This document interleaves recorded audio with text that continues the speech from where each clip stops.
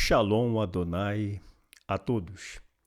Bom, estamos aqui para irmos para a terceira parte do seminário sobre chamada divina, capacitação ou dotação outorgada pelo Espírito Santo de Deus e mensagem cristocêntrica.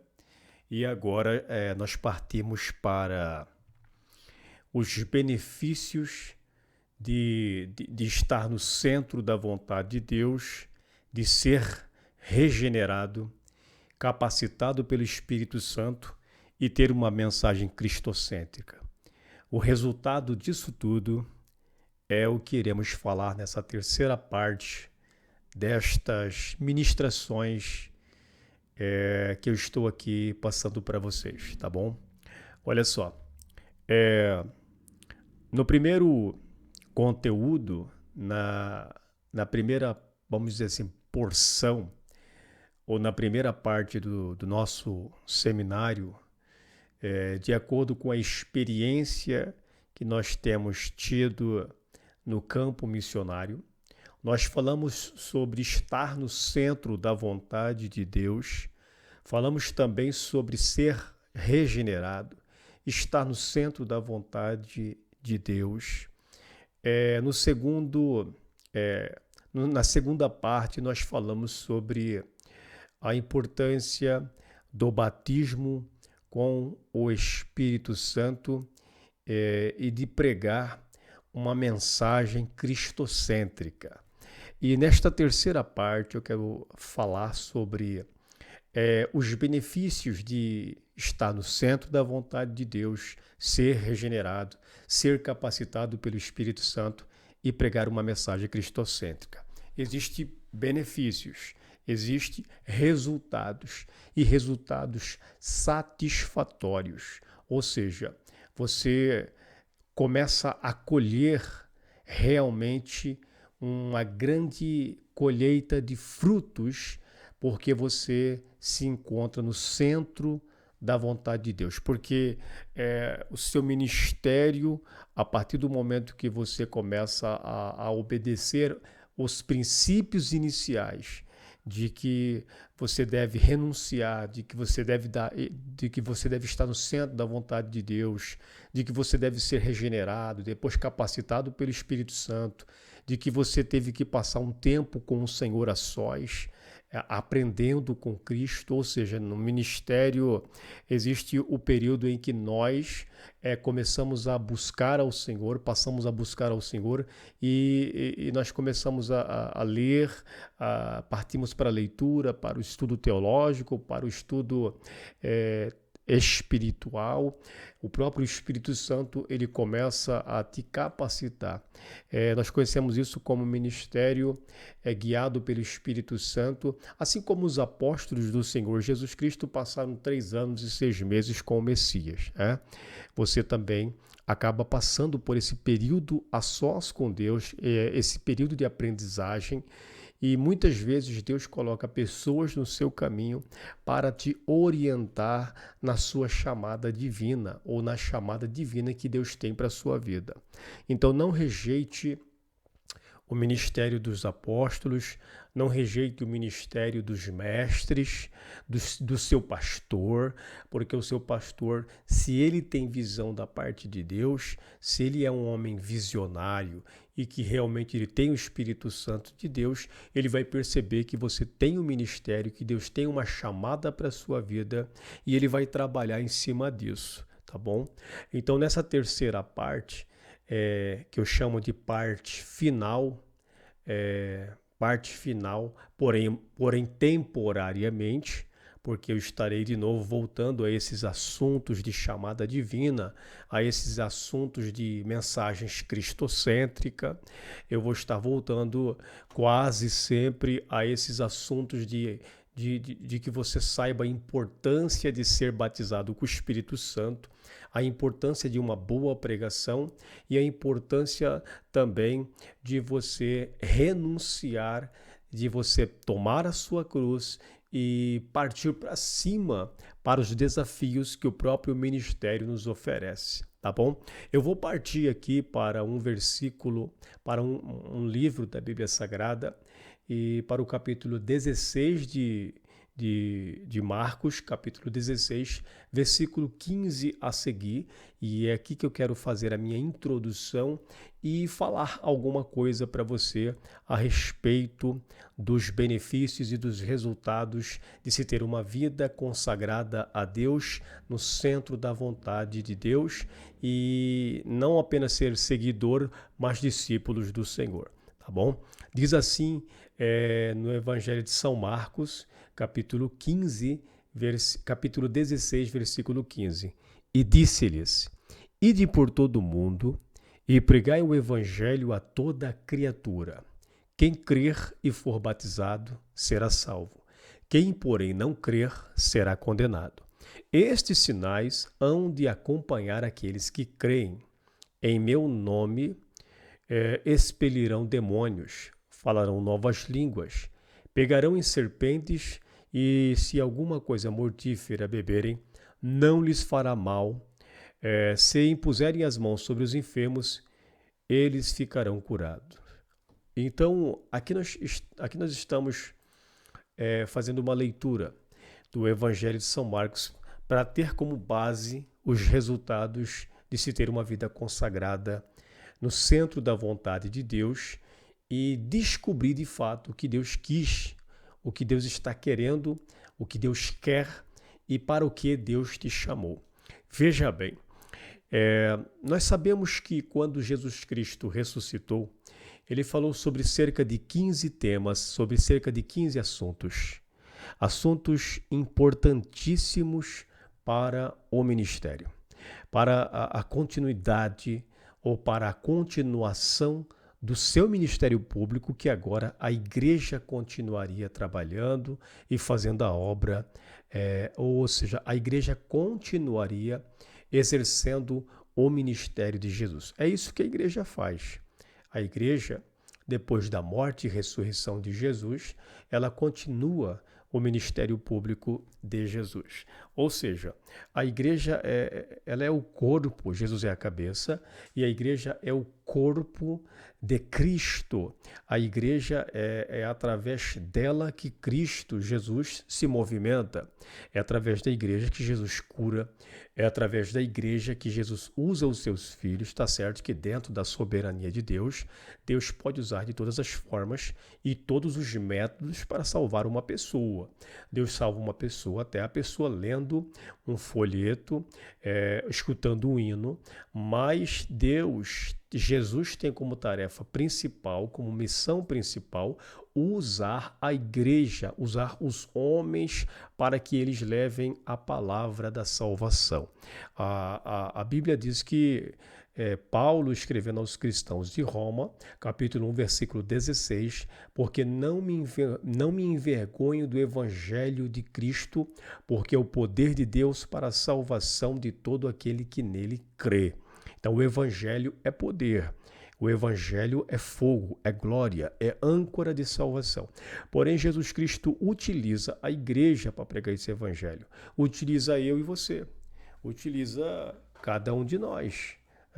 A igreja nos usa como instrumentos para pregar a palavra de Deus.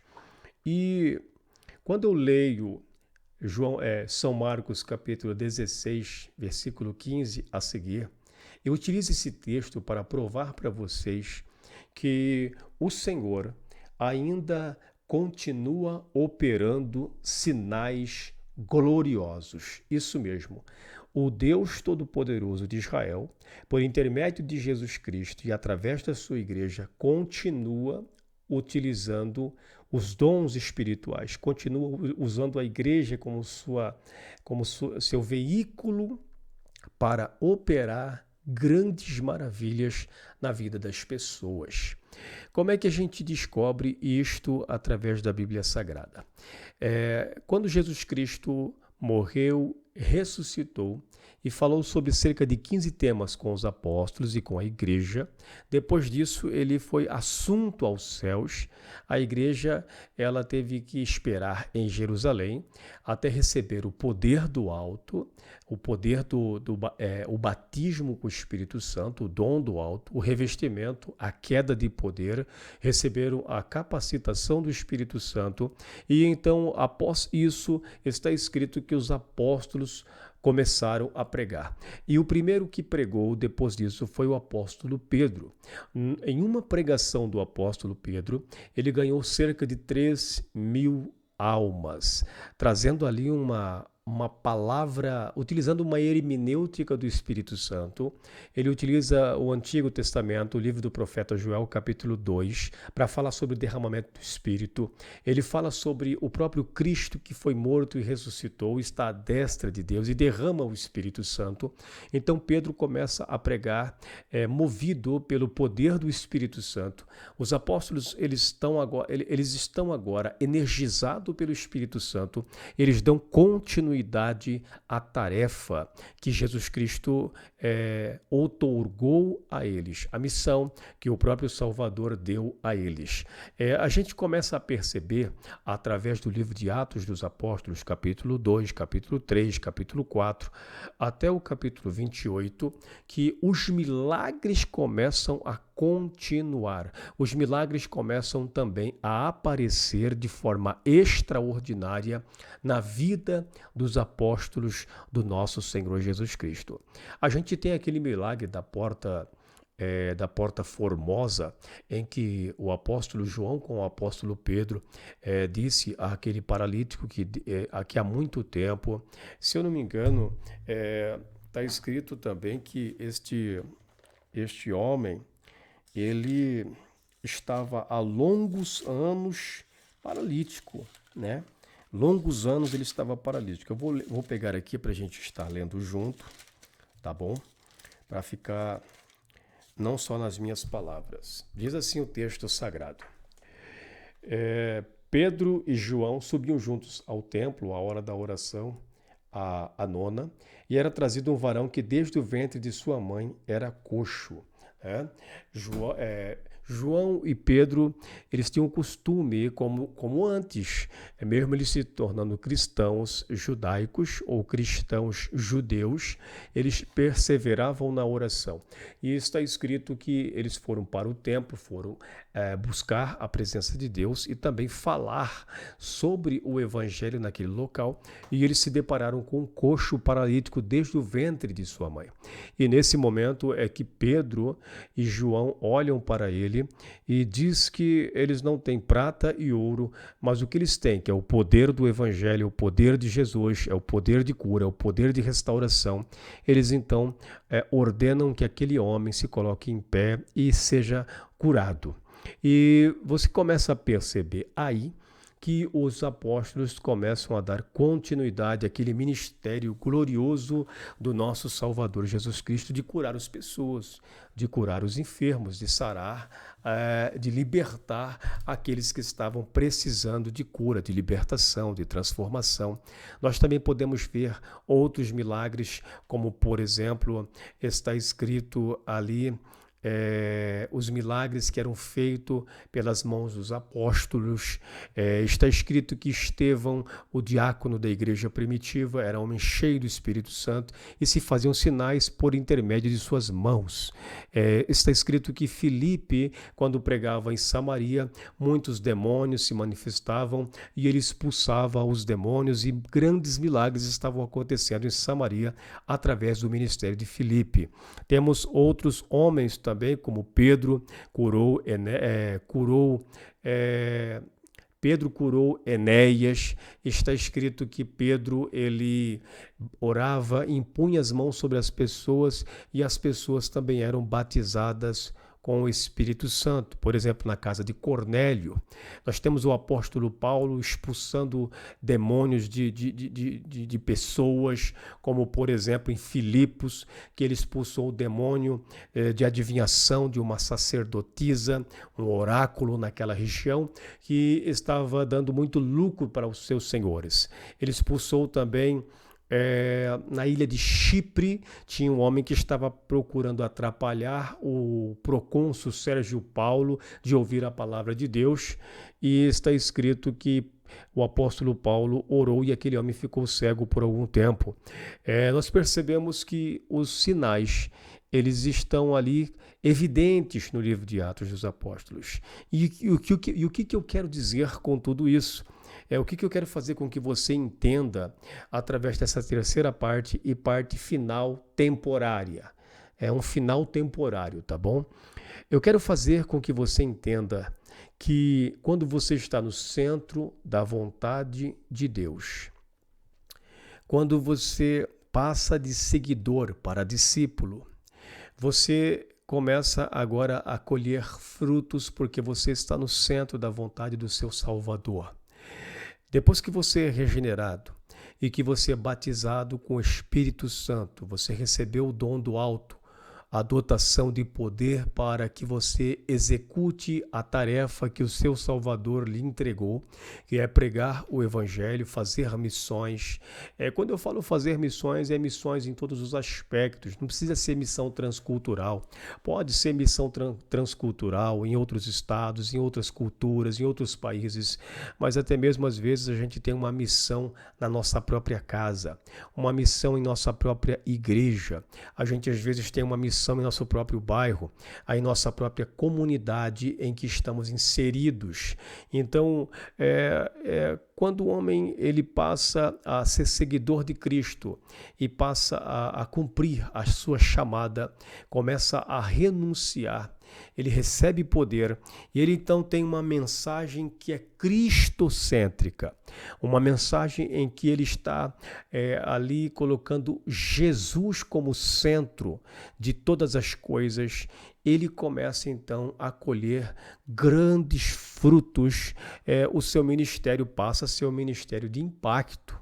É isso mesmo, o seu ministério passa a ser um ministério estrondoso, o ministério que tem resultado. Os próprios espíritos malignos, eles começam a ser expelidos quando o servo de Deus tem uma vida consagrada, uma vida entregue para o teu Senhor, é batizado com o Espírito Santo, tem uma vida consagrada, prega uma mensagem edificante, uma mensagem cristocêntrica.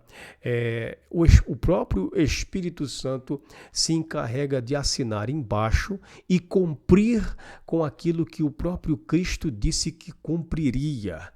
Eis que estou convosco todos os dias até a consumação dos séculos. Está escrito também no final dos evangelhos que eles foram, se eu não me engano, eu não lembro se é Lucas ou Marcos que fala, cooperando, e o Senhor cooperou com eles quando eles foram. O Senhor esteve cooperando com eles. De que forma o Senhor esteve cooperando? Jesus já tinha sido assunto ao céu. Isso significa que o Espírito Santo ele passou a cumprir tudo aquilo que Jesus Cristo falou que aconteceria. Então, é claro que temos que ter aí a conscientização. Temos que ter a conscientização de que, ou devemos estar conscientes de que existe uma certa ordem na situação. O Evangelho não é uma coisa bagunçada, não existe... Deus não é Deus de confusão. Existe uma certa organização no processo, existe uma certa ordem no processo. Primeiramente, conversão. Aceitar a Cristo como seu Senhor e Salvador. Segundo, você passa a andar com Jesus Cristo. Você passa a passar mais tempo com o teu Salvador.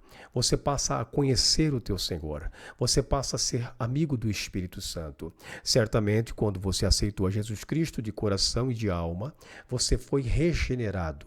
Você se tornou filho de Deus. Você ainda não recebeu o batismo com o Espírito Santo, mas você já tem o Espírito Santo.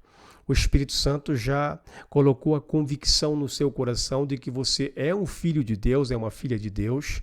Você traz características, você tem a natureza divina do próprio Deus de Israel. Você tem a natureza de Deus dentro de você. Você é uma nova pessoa. Você passou de criatura para filho de Deus. Depois disso, você ainda continua andando com Jesus, andando com o seu Senhor. Tá certo que no meio da trajetória, no meio do caminho, há muitas pessoas que chegam ao ponto de se tornar apenas um seguidor de Cristo. Porque Cristo, Jesus, ele abençoa a pessoa poderosamente. Se você ir em um profeta, o profeta vai impor as mãos sobre sua cabeça, você será abençoado, você será abençoada. É claro que se você ir numa irmãzinha daquelas do coque, ela vai orar, vai fazer uma campanha e vai te ajudar. O seu casamento vai ser restaurado, o seu serviço vai ser, você que está sem emprego conseguirá emprego, você que está endividado, as suas dívidas, você conseguirá pagar as suas dívidas, e muitas coisas podem acontecer a seu favor quando você é um seguidor de Cristo apenas.